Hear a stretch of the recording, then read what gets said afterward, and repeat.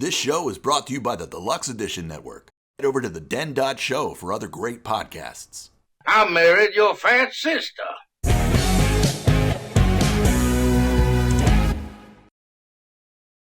Hey everybody, welcome to another episode of Deluxe Edition, the show where we love to dig deep into classic pop culture.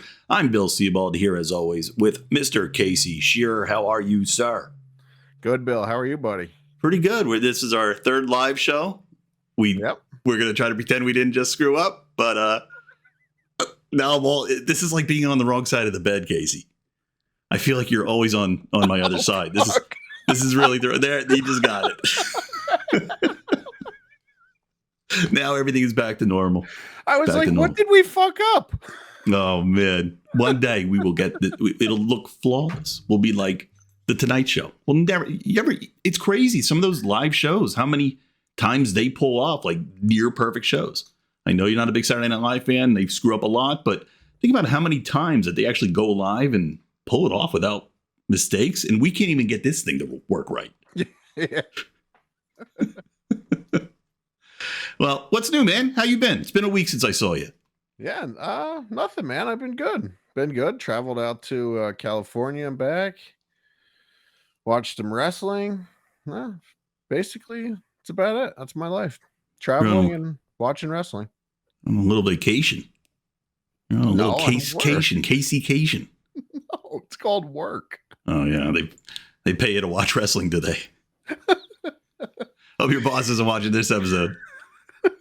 Because it's live and you can't take it back. Wrestling's on after I get done working. It's not like I'm watching wrestling while I'm working. Oh, well. That's to be I'm going to watch you. We're going to investigate. Because I have a feeling you're watching. You strike me as the kind of guy that's like on his lunch break. Well, technically not working, but watching wrestling videos. And you know how I know? You know how I know you are? Go ahead. Because we share that same YouTube account. And all the suggested videos, every single one of them is like the craziest wrestling video after another one. I'm like, yeah, Casey's using this account.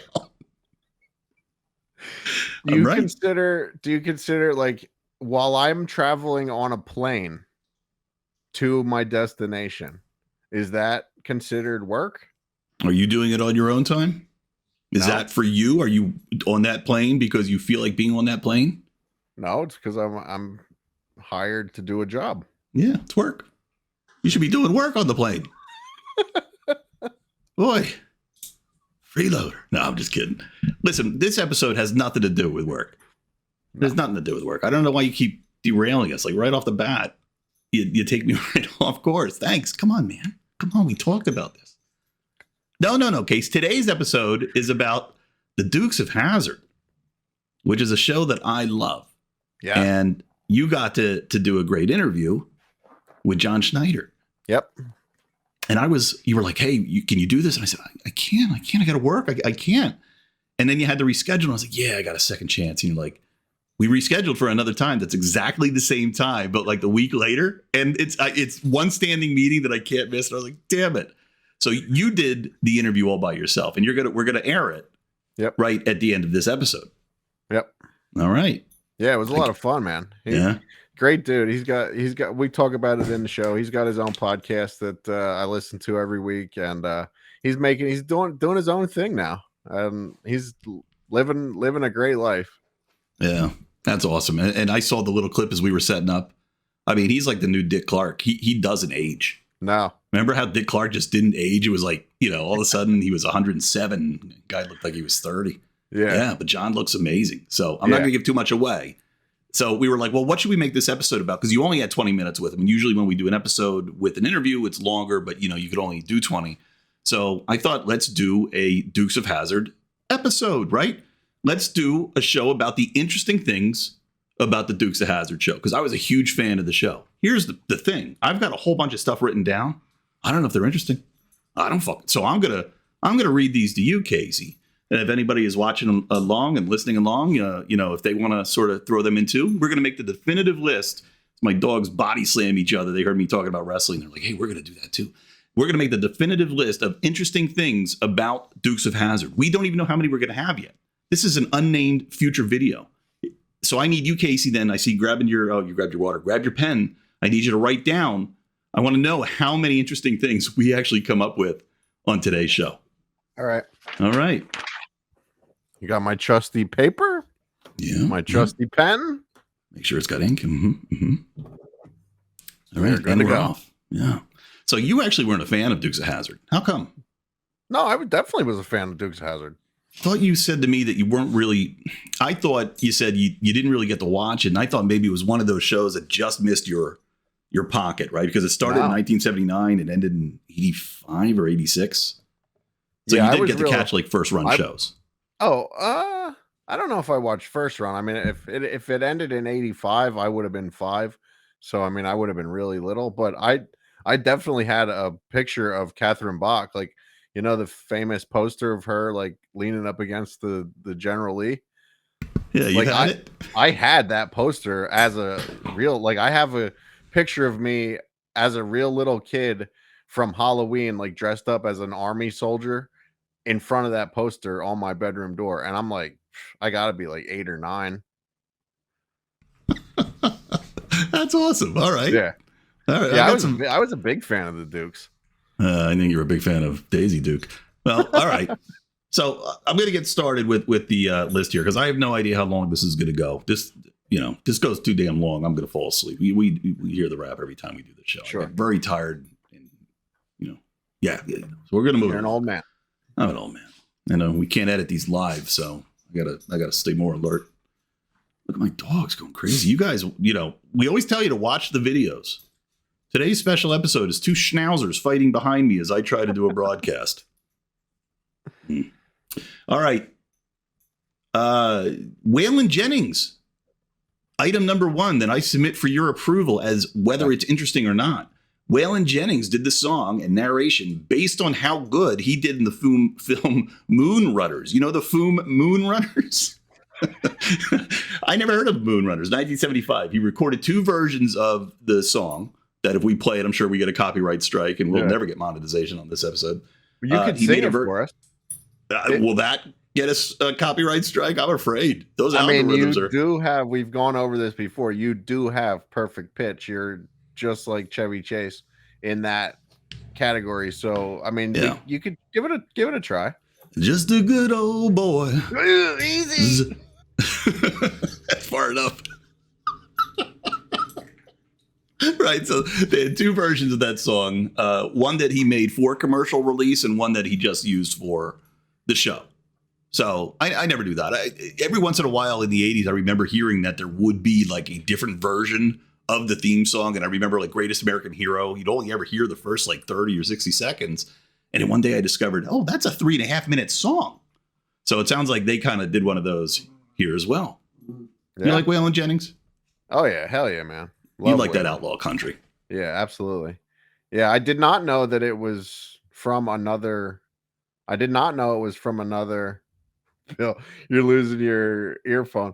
If you got these Raycon, like I was saying, they wouldn't fall out of your ear. No, every earphone falls out of my ear. I don't know. My ear is it's like a bowl of salad, If you turn it sideways, all your food falls out. I don't know. They make earbuds and every damn invention to try to work for me, and everything falls out of my ear. So I'm going to have to get those like bands over my head, the old fashioned style. I did not know that it came from another movie, that song. Not that it came from another movie. The idea using him as the narrator, because he was just a musician, came from him doing the exact same thing in another movie called Moon Runners. Yeah. He narrated Moon Runners. Yeah. He's not just the voice of Dukes of Hazzard. He's the narrator. Yeah, I know that. Yeah. Oh, shit. Jesse and the boys really fucked up this time. I don't think they're getting the fuck out of this one. Oh. And then, that was him too. All right. Interesting or not? Absolutely, yeah. Okay, all right. I'm sure if you're not a Dukes of Hazzard fan, that's something you may not have known. I'm sure that most Dukes of Hazzard fans know that piece of information, at least that he's the songwriter and the narrator for the show. Yeah, we're starting easy, Casey. We're starting easy. All right. Okay. I'm giving you stuff that most fans know. I'm sorry. I can tell that that's a little passive aggressive, but we'll move on. I'm going to let you slide on that one. because these are supposed to be hardcore. These I wanted things people didn't know. All right. Did you know there's 147 episodes? 147 episodes. I thought that was interesting. And Jacob Sneering, he knew that because he just sent a message. Thank you, Jacob. I know you may have been talking about the first thing. 147 episodes. That show, as big as it was, can you imagine cranking out 147 episodes? No. How many years? 79 to 85, 6 years? It looks like, 7 years it says here. Yeah, that's a lot of shows. Yeah. And it's not even just like being the actors on that show, but remember, we still don't know what a gaffer is. Like there's a gaffer that did 147 shows with Dukes of Hazzard. Like these things really are the careers for a lot of people out in Hollywood. Yeah. Didn't Mark Singer answer what a gaffer was for us? Oh, did he? Yeah, I think he did. He did give us a good tutorial. Yeah. I got to go back and relearn it. Problem is, I'm a bad student. He's a great teacher. I'm a bad student. Did you know that Bo and Luke are on probation for running moonshine? That's why they have a fast car. Come on. Yeah. They're on probation? Yeah, they're on probation. I don't know if at any point of the show they get off probation, but Boss Hogg is their probation officer. Come on. Yeah, I don't think I understood that at all as a kid. Where did you get this information at? This could have been IMDb. This could have been Wikipedia, or it could have been bullshit.org. I went to those 3 sources. So is this a trivia? Am I supposed to guess if this is true or not? Yeah, I know it's even that way. No, I thought that was interesting. How about, did you know the show had I gotta be careful with this word. Did you know the show had a spinoff called Enos? It's called Enos, Casey. Really? Yeah, remember the cop Enos? He was absolutely. Like, why would they give him a spinoff? He was like the shit. Yeah, why not Roscoe? Yeah. If anyone should get the spinoff, it's Roscoe. Not Enos. I wrote down penis. Weird. I absolutely wrote it down. Maybe it autocorrected. I don't know. But what was it called? Was it called Enos? It was called Enos. No wonder it didn't fucking succeed. Yeah. What's your favorite show? Enos? Oh my God, you watch Enos? No, I don't watch it. Terrible. Can't name it Enos. I wrote here in my notes, the show to spin off called Enos, and then I wrote penis lasted 18 episodes. So that's why I have to be careful. I got a brain of a child. It lasted a whole season, 18 episodes. Yeah. I don't remember this one at all. Did the Duke boys make any appearances? Oh, I don't have that information. I would figure no. Like they're probably like, we better steer clear of Enos. This is somebody else's gig. What are your years for that? Do you have the years? Oh, Casey. No, I don't. Come on. I mean, I have a lot of questions about Enos. Yeah. I can make them up. I'm wondering if this was possibly, because I know you'll probably be getting into this, but there was a run where there was some issues with Bo and Luke where they weren't on the show. So I'm wondering, was this after the run of was this after 1985, or were they trying to pull this Enos show in as like a replacement for Bo and Luke not being there? Interesting. I don't have that. If only we had John Schneider on the show, we could ask him that. But dude, I had 20 minutes with John Schneider, and I didn't know anything about fucking Enos before the conversation. Guaranteed John doesn't know nothing about Enos either. There was another spin. There was what? A spinoff? But Enos. I don't remember the guy.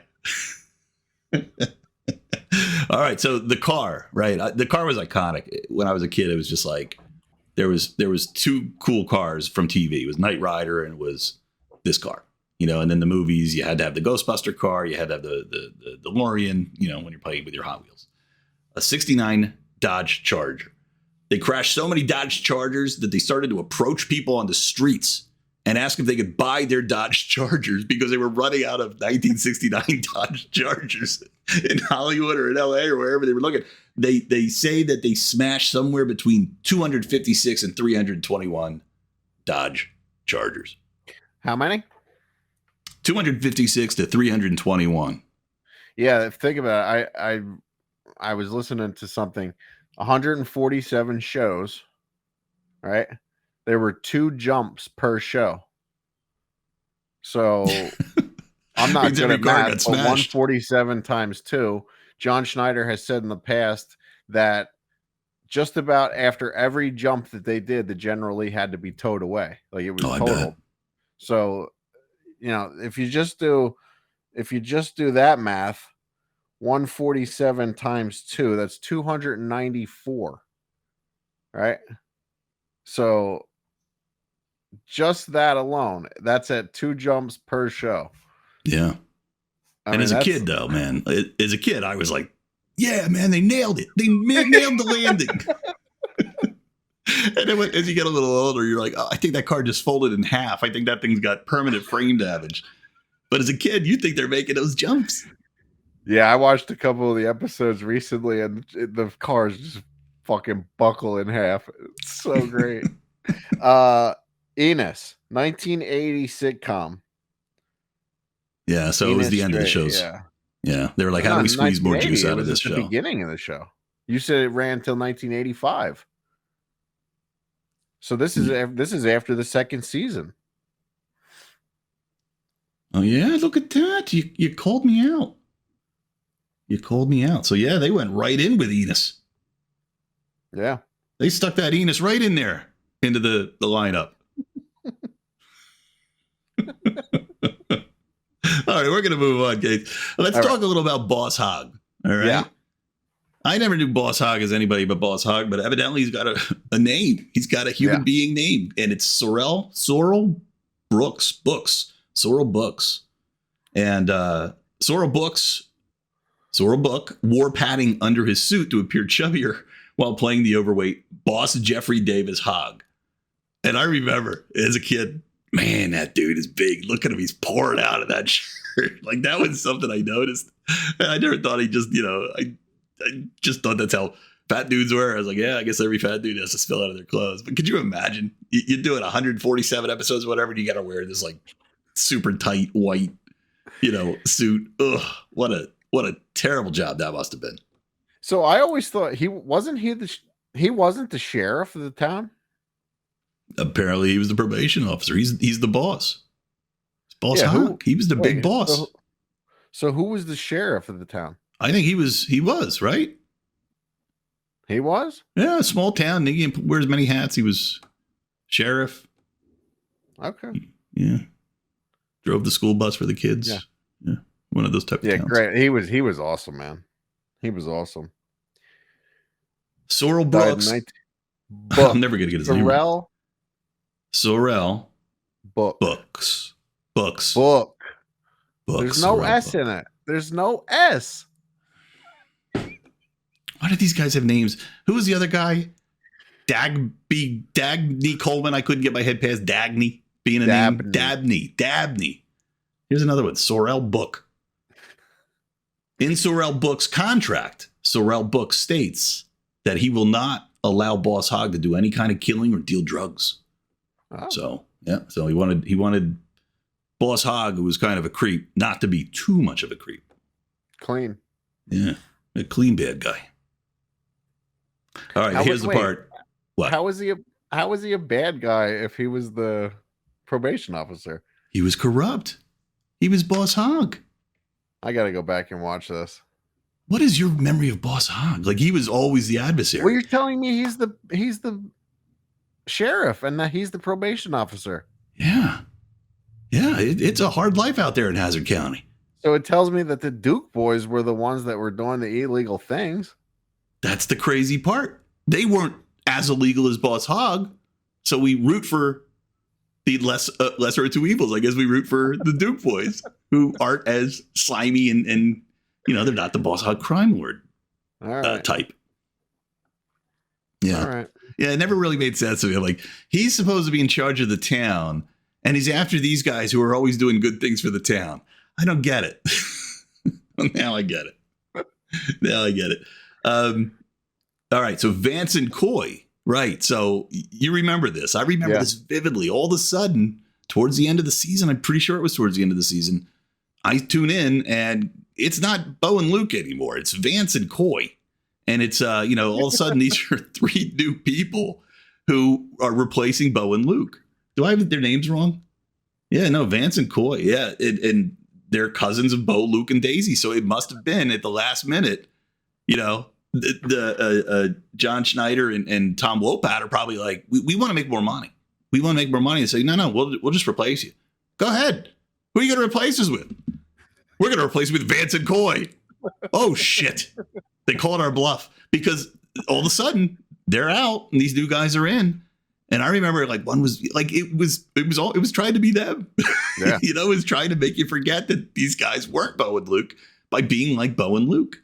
Were they ever on the show at the same time together at all? That's a good question. I actually feel like they were, but who knows? I kind of think they were too. I that's almost an episode that I remember that they might have been like leaving town or coming, Yeah. Maybe it's one of those Mandela effect things though, like maybe it's something that we remember, but really never ever happened. Right. Yeah. We wanted it to happen. We wanted it to happen so bad that we willed it in our brains and created a memory that doesn't exist. It's the crossover event you never knew you wanted. Yeah, right. Yeah, these guys. Oof. I'm glad they didn't last. Yeah, I guess they were fighting about pay. They were fighting the studio, and they're like, we're about to walk. And the note here says Daisy was going to walk too, and the Duke boy said, no, Daisy, don't walk, because if you walk, then there won't even be a show to come back to. So, like, you got to keep this ship, afloat. So, I don't know. That's crazy to me. I mean, the biggest hit in the world, I would have done anything as an actor to make sure I didn't miss a season, but they did, and they pulled it off. Maybe they didn't even miss a whole season, but I remember being let down when it wasn't Bo and Luke. Yeah, I thought you would have maybe done a little more research on this. Shut up. I got a million things here. Daisy. Daisy was originally intended to resemble Dolly Parton. Catherine Bach. Catherine Bach's audition was strong enough to change the producer's mind about the character, and they cast her as Daisy on the spot. In the pilot, Daisy is described as knowing the lyrics to all of Dolly Parton's songs. Early episodes imply that Daisy is looking to start a music career. I didn't know any of that. Makes sense. Yeah. Seems like an easy thing on paper. Well, who should Daisy be like? Well, who's the biggest, country star in the world right now who's attractive? And it's Dolly Parton. Okay, copy her. What's next? Give me another thing to sign off on. Right. These shows are just made so fast. Also, that's why girls wear they call them Daisy Duke shorts now. Yeah, right? They're named after Daisy Duke. Yeah. Yeah, that's what they dressed her in. Did you write that down? That's got to be number. Well, that's 42. something that I came up with. I mean, this is your list. So. Well, I'm not going to lie. It's the next one on my list. Daisy Duke's named after Daisy Duke. The General Lee's license plate was CNH-320. CNH-20. 320. -320. Yeah. You know what that means? That means... No, I don't know. Yeah, me neither. I'm not sure this is interesting, but it's a fact. All right. A feature film was released in 2005 starring Johnny Knoxville and Jessica Simpson and that guy whose name we can't remember. Sean William Patrick Smith. John William, yeah. Sean. Oh, Sean, oh, my captain, wherefore art thou? Sean William Patrick Smith. Sean William Scott Simpson. Right. Patrick Smith. And then did you know that they made a direct-to-video prequel to that movie? What? Called The Dukes of Hazzard, The Beginning? No. Yeah, this is one of those where it's like, hey, that did kind of well. Can we get those 3 back? No, this is direct the video. Let's get somebody else. I'm pretty sure they're not in it. They brought the cousins back? They just tell me they brought the cousins back in the beginning. It doesn't look like they are. See, now that would have been fucking brilliant. That would have been great. Wasn't there in the 90s, wasn't there a reunion movie with Tom and John? Yeah, you're getting ahead of me. Slow down. Slow down. Okay? It's a marathon, not a sprint. Slow down. I like this one. I wrote down things that I knew were interesting. The producers wanted an unusual number for the car, so they decided on 01. Okay. But you know what? That is kind of interesting because It's stupid. Why would you use 0, 1? Why not just 1? I mean, I know why. I mean, obviously you didn't do your research. Why? So it can be seen better? No. Because of the NASCAR thing? Yeah, because of the NASCAR thing. This was supposed to be a NASCAR. Yeah, well, go ahead. Go ahead. Steal another bullet from me. So the Duke boys, they were moonshiners, but they were striving to be NASCAR racers, drivers. Luke was going to be, Bo was going to be the driver, and Luke was going to be the. Back in the old days of NASCAR, they always had a passenger, which was the navigator, I guess. Right? Did they really? I know they do that for like rally. What's the navigator say? Turn left. Turn left. Pretty much. You Turn need left. gas. Tires Turn getting left. low. This was back before radio and all. This was like the early days of. Yeah. I'm not sure why they still, as NASCAR drivers in the early or late 70s, early 80s, why they would have needed a navigator like that. But that's what the storyline was. Yeah, that's why the doors were welded shut. That's what the number was. Because I also know this, when drivers tried out for NASCAR in the 70s, I don't know about the 80s, 60s, 70s, they used their own car. Like that's how you tried out for NASCAR. So that's when they say that they left the show, the reason that they said they left the show was to go try that NASCAR career. There you go. Yeah. So look at you. You know a lot. Sometimes I don't think you know anything, but you always surprise me. It turns out you know a lot. How about, did you remember an animated version of the show called The Dukes? Aired in 1983 and produced by Hanna-Barbera. No. I remember this one. It was a Saturday morning job, I think.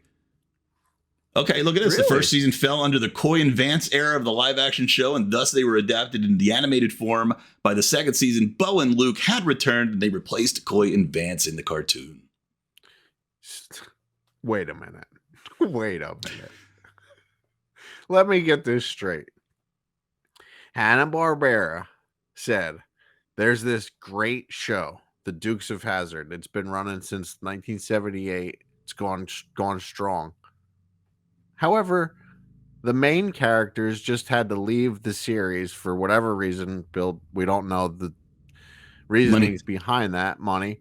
Cash money. I'm going to start this cartoon that doesn't have any real people in it whatsoever. And I'm going to start the cartoon with the cousins who came on the popular show. Yeah, look, that's who they had. I mean,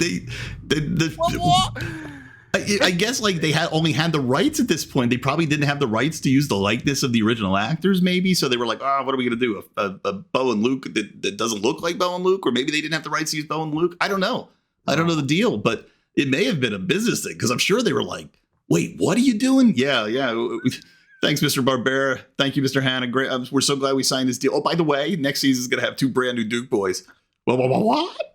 That's probably what happened. They probably didn't want to launch the Dukes of Hazzard cartoon with anybody else but Bo and Luke, but that they probably had to. Yeah. What the fuck? That's weird.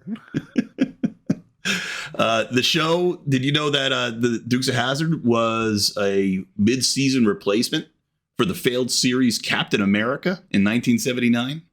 No, I did not. Yeah, do you remember the Captain America shit? I mean, sort of. No, I mean, I was 3, so no, I don't remember it at the time, but I remember like I've seen clips of it. Yeah.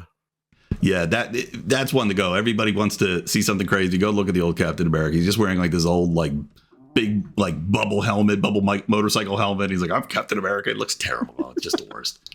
Just awful. And what year was that? It says here in 1979. 79. Yeah. Mid-season replacement. Yeah, that's what it says here. Could be a lie. Could be from bullshit.org. I bet Jacob Schneeringer didn't know that one. All right. Hey, so let's talk about Roscoe P. Coltrane. You know what the P stands for? I don't. Percy. Percy's a good guess. Try again. No. It stands for Purvis. Purvis. Roscoe Purvis Coltrane. Could you imagine being named Purvis? Like, oh God! First off, you get beat up every day in school. Hey, here comes Purvis. Get ready for your beating. You know? Well, no, it's a middle name. Yeah, I have to. I'm gonna differ with you on that. Like, you don't go around like saying you're like, a lot of people probably still don't know my middle name. You know what I mean? Like friends I grew up with. I don't know your middle name. Oh, you don't? It's Danger. No. And what it says here is James Best actually did a lot of improv, so he improv the P. I guess at some point he goes, Roscoe P. Coltrane, and they're like, we need to figure out what the P stands for. So in another episode where you meet his wife, they at some point somebody jerks out or says his middle name is Purvis. So okay, Purvis, very very sounds like pervert, but not my choice. Do you remember I'm sorry, I gotta throw this in there. Do you remember on The Simpsons when it was Homer J. Simpson and he went on like this lifelong search to find out what the J meant, and it was just J. Right, I forgot. I like James Best, so that's the actor who played Roscoe. Yep. Based the coo sound that Roscoe would make whenever he got excited, and noises he used to make when he played with his children. That way he could make Roscoe more childlike and less of a threat to the Dukes. And it actually said he went south, like he turned evil. He used to be this like really like good cop until like the town started like really bending him over, or he lost a promotion. I forget something else I read. But now there it is. He was an honest law enforcement officer for 30 years. They changed the budget, taking away his retirement, which forced him to change into the type of sheriff he became. That's the backstory that they gave for. So he was the Sheriff Roscoe P. Coltrane. Yeah. See, I never remember the hierarchy. What's the top? King. The mayor? King. Yeah. Was Boss Hogg the mayor? Maybe. Mayor Boss Hogg rings a bell. Maybe. Was there ever a governor? Did a governor come in? Oh, well, because it was supposed to take place in Georgia. Georgia, so I'm sure there was a governor. Yeah. There was. I know they mentioned Atlanta. I'm firmly predicting or trying to figure out where this Hazzard County actually is. Maybe it's like a Simpsons thing. Maybe it doesn't actually exist, but we're gonna go find it. No, it was in. They've announced. I mean, they've said there. It was in Georgia, Hazzard County, Georgia. Yeah, but they filmed some. They originally filmed some of it in Georgia, but then they moved to a studio in California. No. We got a comment here. Joshua H. Hoping to go to Bo's Extravaganza in April. Yeah, in my interview with John coming up, he talks about that. I'm hoping to go too, although it's a 6-hour drive. So I thought it was a 4-hour drive, but apparently it's a 6-hour drive. So not sure if I'm going to make it, but maybe I will see you there. Josh Steingraber from our newest addition to the Den Network with Organic Spaceship Podcast. Here you go, Bill.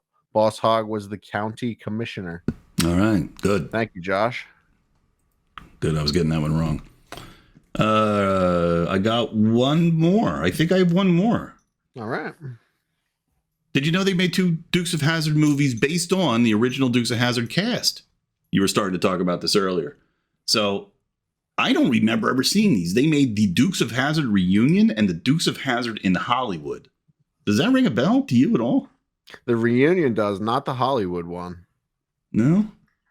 And the reunion one only because I've been doing research for this show, and I found it. I didn't know anything about it at the time.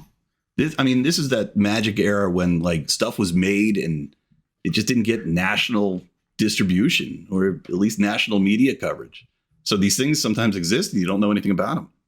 Yeah. Like there's a point where I think Gilligan actually got saved, right? I think Gilligan got rescued from Gilligan's Island and they made a film, and I learned about this only recently, so somehow I missed it. And I watched every damn episode of that stupid show. I was so into that. Josh has both of them on DVD. All right. Yeah, I'm definitely, hopefully you can find those somewhere. I definitely want to see those. All right, Bill. Anything else? I think that's it. I've covered everything I got. Great show. Not so good. The reboots, maybe we don't mess with our Dukes of Hazzard going forward. Leave it in the past. It's a great relic in the past. Yeah, absolutely. It's perfect for the time. Yeah, the and John says this in the interview, but the Dukes movie that they made with Johnny Knoxville and Sean William Patrick Smith, I mean, that was more of like, that's not what the Duke boys were doing. It wasn't all about that, you know? Like, it was, you know, his name is Sean William Scott. One day I'm going to be like, yo, we got to get him on the show. If he goes back to any one of these episodes, he's going to be so mad. He's never going to listen to this. All right. You want to get into the interview here with John? All right. Yeah, So Bill and I are going to jump off here, and then we'll be back in. I think it's 32 minutes, and I actually was supposed to have him for 20 minutes. He stayed an extra 12. So you see that now. Bill and I are going to jump off, and then we'll be back to close out the show in 32 minutes. Here's my interview with John Schneider. Can you hear me now? Yes, sir. Can you hear me? Well, that commercial still just works. I don't know why.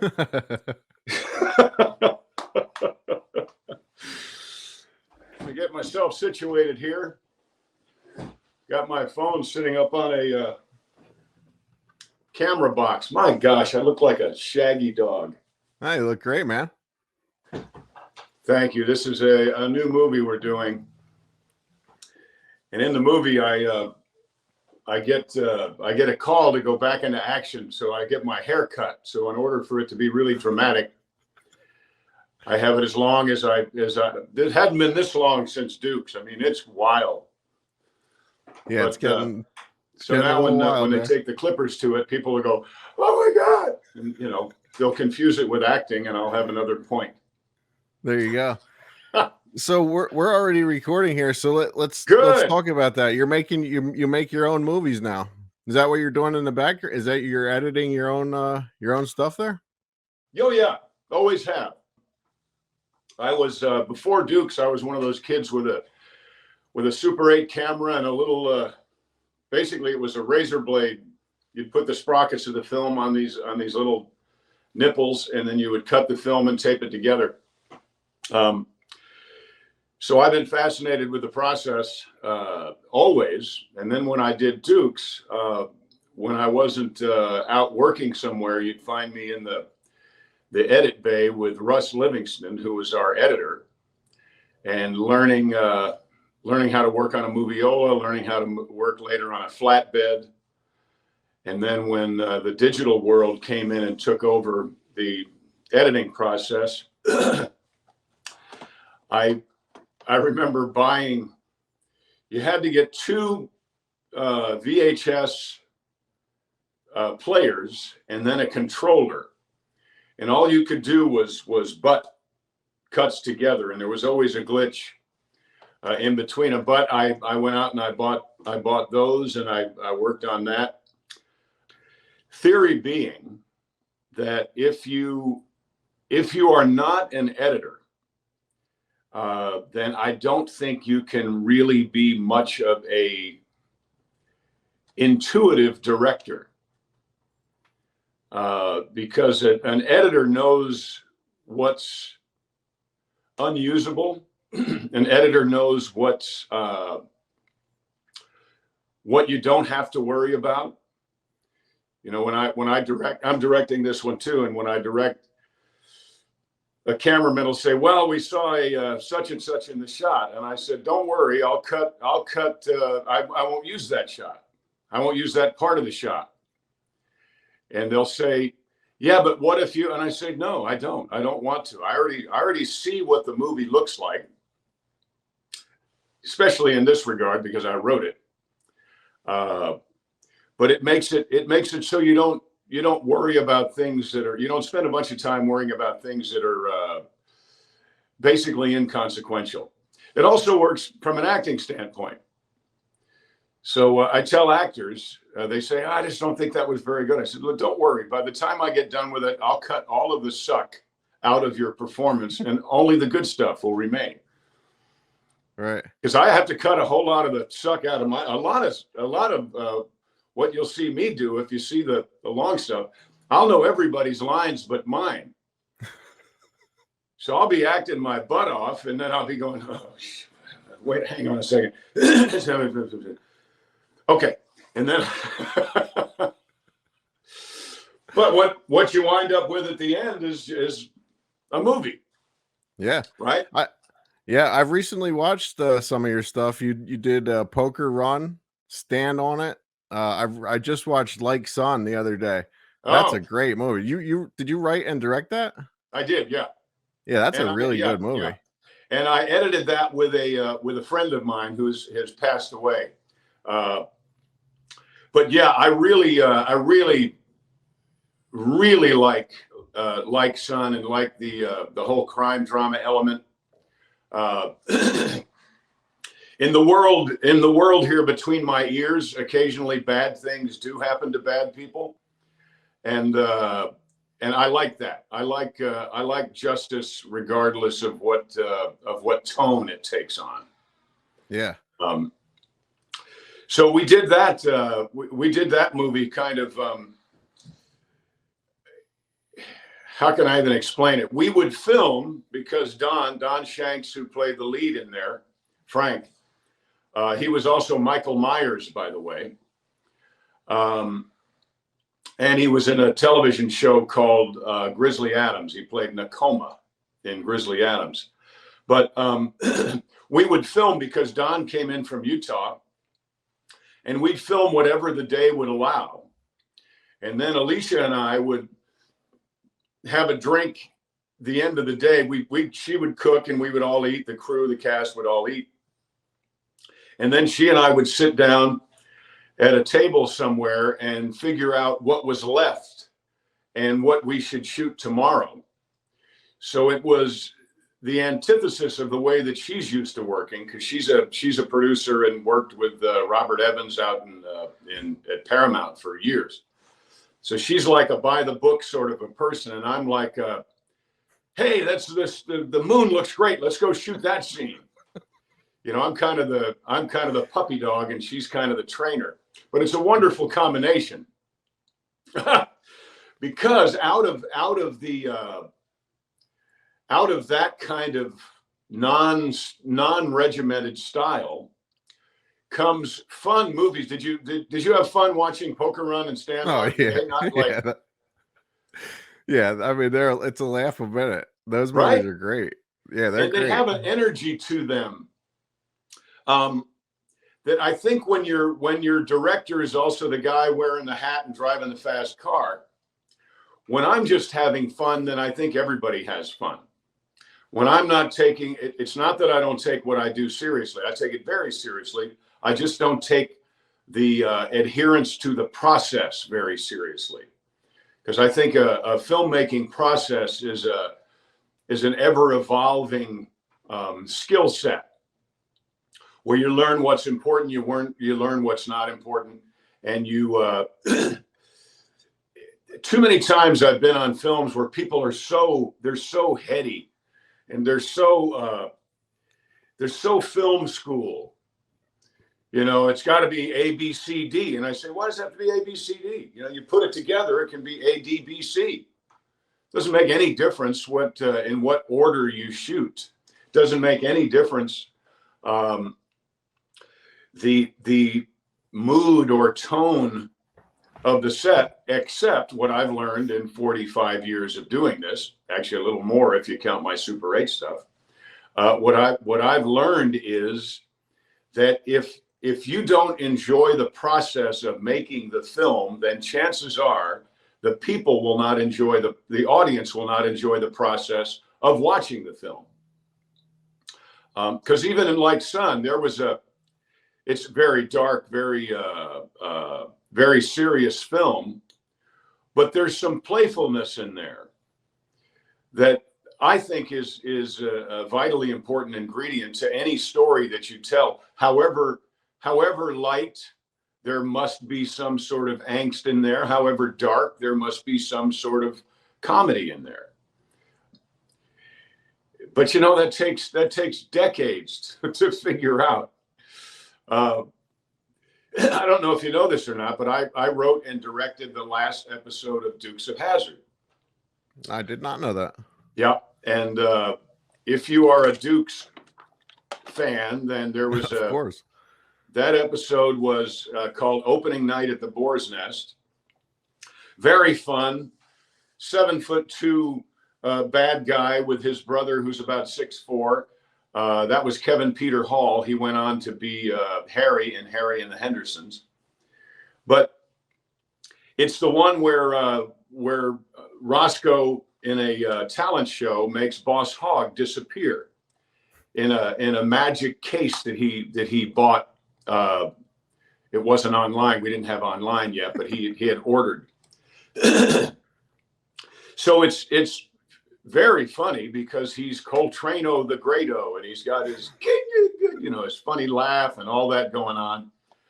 But when he makes Boss Hogg disappear and can't get him back, at first it's very, very funny, but then it gets very sad because Roscoe stays up all night and all the next day doing his hocus pocus incantations, trying to bring back his little fat buddy.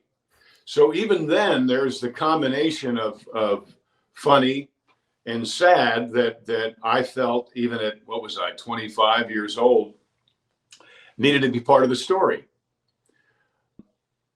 So I just love, I love what Alicia and I have been doing. We're going to be filming some of this today. And this is a movie called To Die For. And it's about that guy. I'm the guy there on the left, but I'm a veteran who flies an American flag from the back of his El Camino. And every morning I go have breakfast with my police officer friends, because John Schneider and Alicia Schneider, we back the blue. We are fans of our law enforcement. And someone gets a restraining order against me, saying I can't drive my El Camino with the American flag on it within 300 yards of the school where I, as a little child, learned to say the Pledge of Allegiance. So it's a patriotic film, but it's also a little dark, and it's a little funny. It's all those things that we're talking about. But this is a man who is 65, 70 years old, who's laments the fact that although he had the chance to die for his country, he didn't. So he's looking for, and friends of his did. So he has a bit of survivor's remorse, and he is ever aware and searching for an opportunity to die for his country. So it's unlike Poker Run and Stand On It. It's a little heavy. Yeah, it's quite heavy, but it still has comedy in it. Sure. It has comedy, and when you're at the helm of your own stories, you get to play with really actors that you enjoy. For example, I don't know if you can see the gentleman there next to me, but this guy I've known since 1977, and he was in the second episode of Dukes of Hazzard. His name is Bill Gribble. He was in Daisy's Song. Okay. He was also in the Green Berets with John Wayne. So, and this afternoon, going to be working because he's a friend. Quentin Aaron from The Blind Side is driving in to play a police officer named Big Mac, and Quentin is 6'9", so appropriately named Big Mac. So he's coming in to do two scenes with me today. Nice. And then this independent film is so great because then you can see off to my right. Your green screen is my green screen. So Wayne Morgan, who's Wayne Douglas Morgan, who's in Poker Run. Plays a police officer in Stand On It that winds up on the side. His cop car goes up on the side, and then he says, "Disregard that last transmission." Well, he's going to come in and be a doctor in To Die For. Nice. So, and they'll probably come in and we'll work for maybe an hour each, and then we'll have a beer, and that'll be it. Awesome. One of the things I love about these independent movies is you get to see a lot of these actors that you're not too familiar with. And you go and you think, and then you Google them and go, oh my God. Yeah. Wow. Like we did a movie called 1 Month Out. 1 Month Out stars Barry Bostwick, who's wonderful, who you haven't seen in a while. Vernon Wells, who's been in a whole lot of movies, but perhaps most recognized as the Mohawk bad guy from the Mel Gibson movie Mad Max. Mad Max, right? And Ruth Buzzy from Laugh-In, from when I was a kid. So they're all in this movie. And the other cool thing about independent films and being someone who has come from this for so long is that I know that John Schneider, somebody says, oh, John, we want you to play the dad who loves his child, but he's just too busy. Okay, all right, I've done that. Well, we want you to play the farmer who bolsters his grandson now, I guess, to play better football. Okay, well, I've done that too.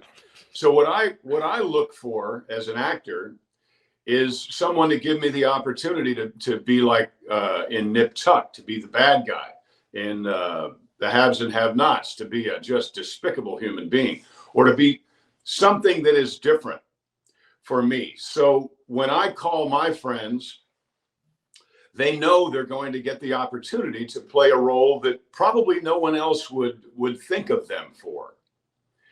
And this may sound crazy, but at the beginning of a movie, I'll send the script to a friend and say, look, we haven't cast anything yet other than this guy, because that's me. You can be anybody you want. So pick a role. And they do, and then they play that role. That's awesome. In Poker Run, we had Tyrus was supposed to be in Poker Run. Yeah. How funny was that? That's one of my favorite parts when when he's like, oh yeah, he wasn't available. That's right. He called me this morning. Just go with it, right? Well, I didn't know that because we were kind of at the mercy of Tyrus's schedule. At the poker table, we shot everything in this direction first, not knowing if Tyrus was going to be in the movie. So when Tyrus couldn't be in the movie and it was time a couple of days later to turn around and shoot this way, we had no pop-up. So I don't even know if do you notice who that is? Do you notice anything funny about that actor? He was in the other one. He was in Stand On It too, right? He was in Stand On It. He is also, he's that actor. That's Dane Rhodes. He's been in a 1,000 movies. He's from New Orleans. He's also Timmy Needham. He plays 2 roles in Poker Run, and many times they're in the same scene, and no one has caught it yet. I didn't. So when he says a deal of cards, ugly boy, he's talking to himself.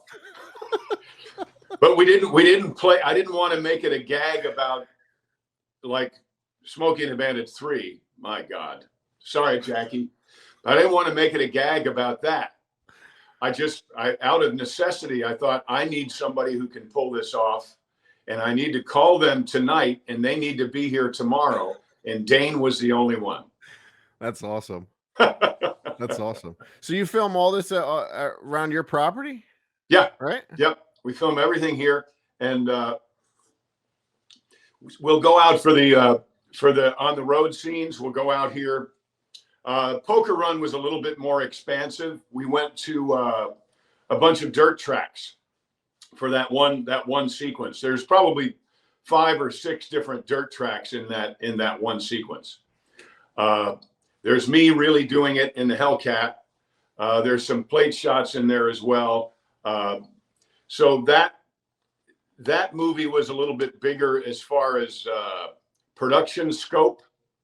But you'll notice they begin Stand On It and Poker Run, both start here, go out and have fun, and then wind up back here. Yeah. So that we can shoot the beginning and the ending of the movie and get that over with first. It's an old like Gunsmoke trick. And it's so much fun. And then we just went, we have quite a bit of water here at the studio. So the boat jump over the road and the boat jump through the house was right here. Nice. But the actual on the bayou and down the river scenes were shot about 10 miles away. Awesome, man. I know we don't have a ton of time with you. It seems like you're having a blast. I have a couple more things I want to ask you real quick. Go for it. We always do fan questions. Everyone wants to know: is there anything Dukes of Hazzard's in the works? I don't know. You know, a couple of reasons why there's not. Number one is that Warner Brothers owns the copyright to Dukes of Hazzard, and sure. I think they proved that they have no idea what they're doing with regard to Dukes of Hazzard back in 2006. That was such an awful. They missed every conceivable mark. Southern horsepower comedy has a very particular recipe to it. It's the fun, it's the angst, it's the driving, and it's none of there's an ingredient to Southern horsepower comedy is not raunchy. And raunchy was what that movie was about. Very jackass, very, potty humor, and it was just awful. Uh-oh, you went away. I'm still here. Okay. So they got it so wrong. So they're not going to do it because they don't know how, but also they're not going to do it because they're scared to death of the flag. And I think they know that if they do a Dukes of Hazzard and they take the flag off the General Lee, they will have alienated 101% of their audience. So they're not going to do it. So what I tell people, I will always throw references to Dukes of Hazzard in the movies that we make. Yeah. So I think the closest you're going to get to a Dukes of Hazzard-like movie is Christmas Cars, Stand On It, Poker Run. And we're making Double or Nothing. We're going to make that this year. Nice. If Warner Brothers would sell me the rights or give me the rights to Dukes of Hazzard, I would make one. But I've tried unsuccessfully for about a decade to get the rights from them, and they won't let it go. Okay. All right. I have a question here. I've been watching a bunch of your movies over the last couple of months to try and prep for this. Do you actually make a famous chili? Is there a John Schneider's chili recipe? A bunch of your movies, you have made chili in your movies. It's funny. The other day, I thought I made chili, and I said that very thing to our guests that were here. I said, "Oh, that's my famous recipe." Come to find out, my wife went in after me and fixed it. So my famous chili recipe is a secret because even I don't know it. It's Alicia's secret recipe. I tell you what, in everything I've done, whenever Jonathan Kent or anybody I've played makes a cup of coffee, it's half and half and a little honey. Okay. That is true. That's right here. That's in every cup of coffee I ever make. Let's see. I got tell everyone where you can find this stuff. I got the SIBO D. Hey, SIBO D oil. I'll tell you what, just go to johnschneiderstudios.com or get my app. Oh, that stuff is great. Yeah, the hand smell. Here's a little comedy here. That bomb is the bomb. Yeah, you've got any sort of carpal tunnel, you've got any sort of aches or pains in your joints, that bomb will fix you up. We use it. My wife has a broken back right now from racing dirt track. We use that bomb every night and every morning. It's really great. Yeah, so get a hold of my app. It's called John Schneider. It's free. It's at the App Store. It'll take you to the movies. It'll take you to the SIBO D oil and the bomb. It'll take you to hats and T-shirts and music, all of that stuff. It'll give you the concert schedule, the racing schedule. You can stream these movies. We have our own streaming service. Poker and I think this is important.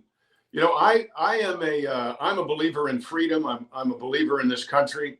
So when I when I go on a rant against Netflix and all these different people, I'm not secretly trying to be in business with them at the same time.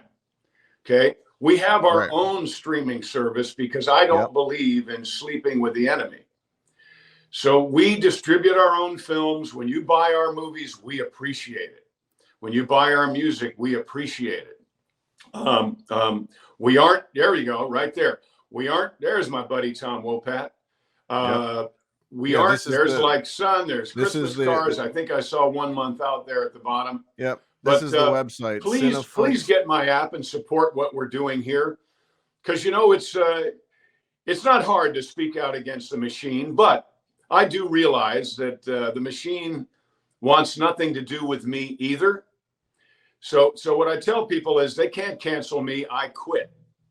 But you can't quit the machine unless you have designed and worked your own distribution system while you are weaning off of those with whom you disagree.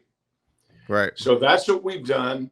We make our own movies and music. We sell our own movies and music, not only in hard form and tangible form, but also in streaming service. It's called CINEFLIX, DOD, but you can just stream it directly from the app. Yep, I'll put links for everything in there, and also tell everyone about the Bose Extravaganza in April 23rd and 24th. Oh yeah, Bose Extravaganza. It's our 5th one. We started doing this for my birthday 5 years ago. And we have survived the pandemic. We have managed to continue going. We have movies. We're going to be showing Poker Run and Stand on It. We have a drive-in movie theater here as well. There will be food. There'll be music. There's a car show. I'm going to jump the Hellcat for Double or Nothing. This time I'm going to jump a couple of monster trucks during a monster truck show, kind of like what we did when we wound up in the dirt track race. I'm going to wind up with Frosty and Fred and Frog the dog in the Hellcat, jumping over a couple of like 13-foot tall monster trucks. Holy shit! And man. I'm going to do that. I'm actually going to do that. They won't be in the car, but I will. So you're actually dirt track stunts don't scare me at all. You're actually filming part of the movie during the Bose Extravaganza? Yeah. Yeah. That's awesome. Last year we filmed the boat jump over the road, the boat jump through the house, my jump over the lake, the cop car in the water. We filmed all that during Bose Extravaganza. So every year we incorporate the crowd. The year before when we jumped the river, that was not me, but when we jumped the river in Stand on It, there was about 1,500 people I had to Photoshop out. I had to garbage mat them out, watching the jump. I don't take my fun and kind of sequester it away and just keep it for me and my friends, right? I like to share it. I'm so excited about what I do that I want other people to enjoy it as well. So the whole crowd that you see in those movies, they're just here for Bose Extravaganza. You know, there's a sign up that says, hey, you might be in the movie. So if you don't want to be in the movie, then stand over here. So we share our fun with everybody who comes. So if you're anywhere near Louisiana, we're outside of Baton Rouge, the 23rd and 24th, we have a VIP night on the 22nd. So we're going to be doing music. We have LaRue. We have myself and my band. We've got Rockin' Dopesy. It's going to be a great, great time. Quentin Aaron from this movie and from The Blind Side will be here. Mindy Robinson from all these movies will be here. Dane will be here. Tom Wopat, my buddy from Dukes, will be here. Nice. Byron Cherry, also from Dukes, will be here.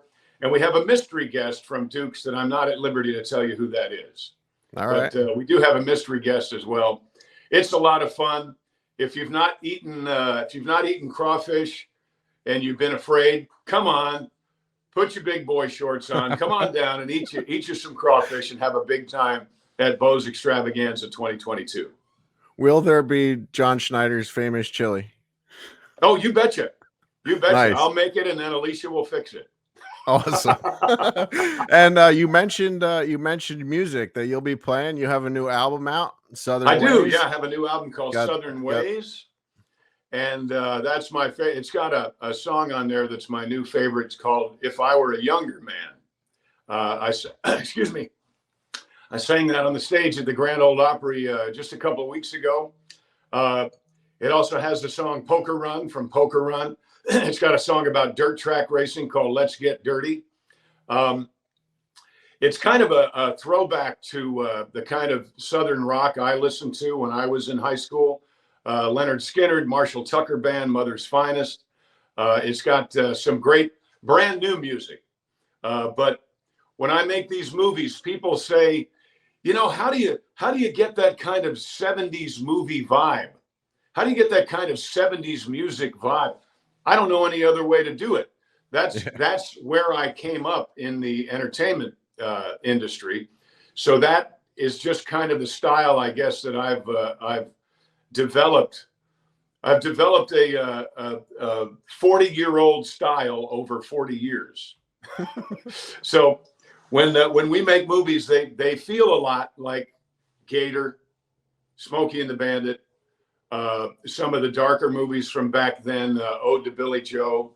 I think if you've seen Ode to Billy Joe, there's a feeling in Like Sun that's very much like Ode to Billy Joe. So check out these movies and enjoy them. If you're a film lover and a film school lover, watch these movies, because I guarantee you no one makes movies the way we do. And I don't think anyone makes movies with the same ingredients that we use when we make them.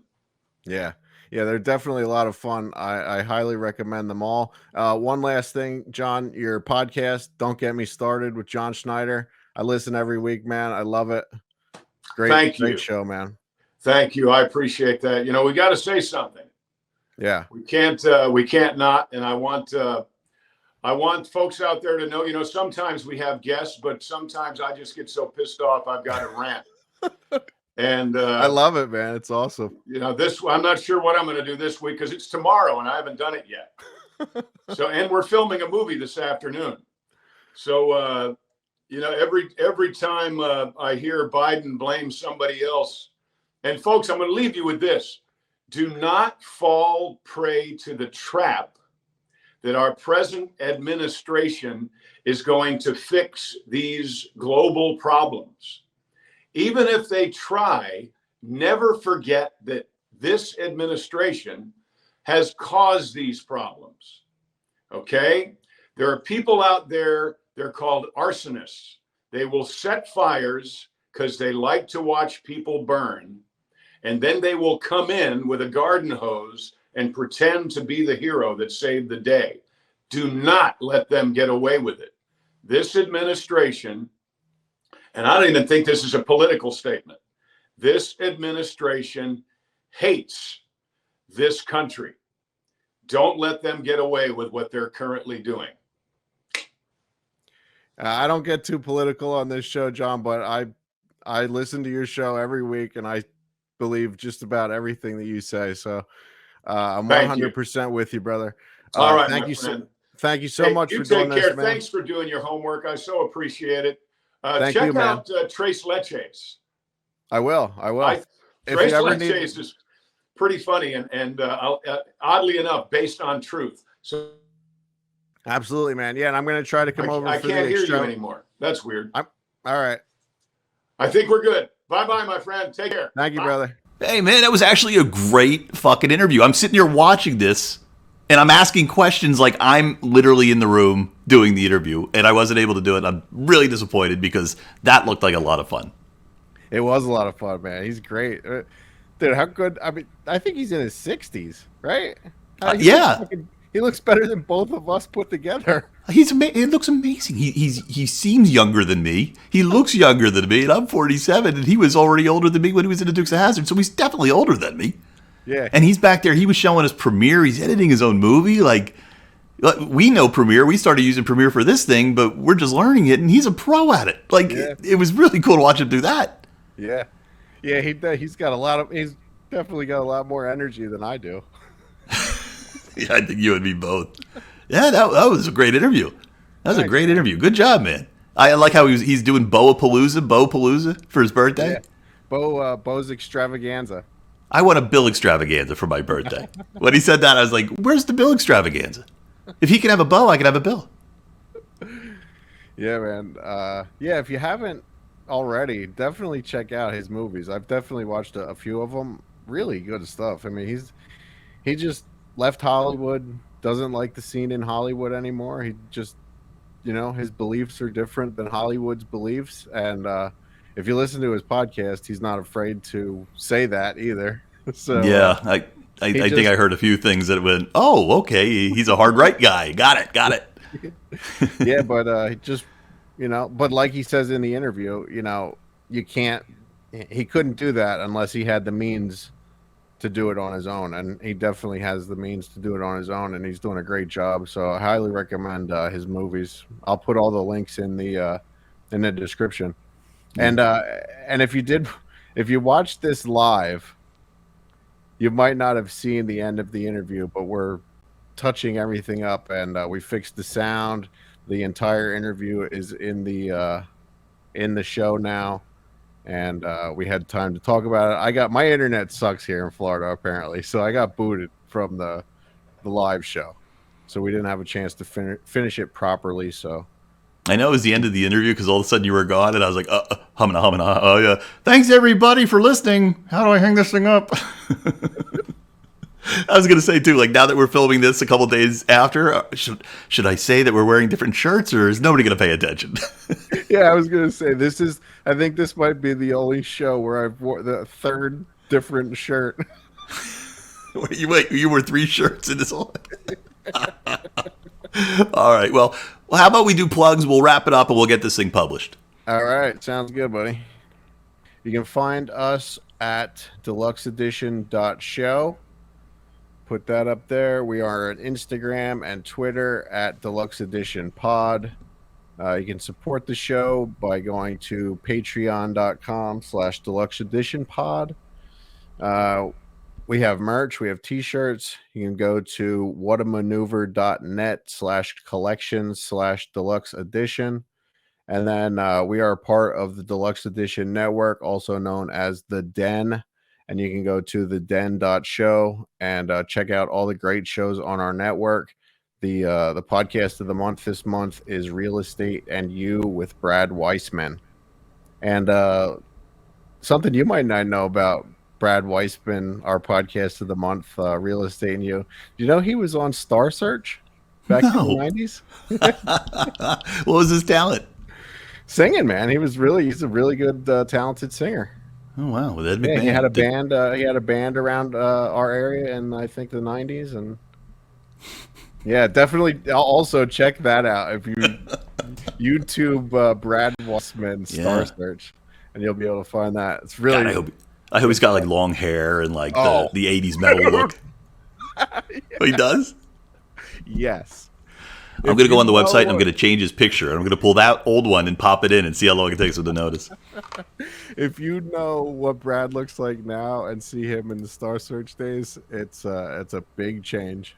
Yeah. But yeah, definitely check those guys out. All the guys on the network. It's really growing.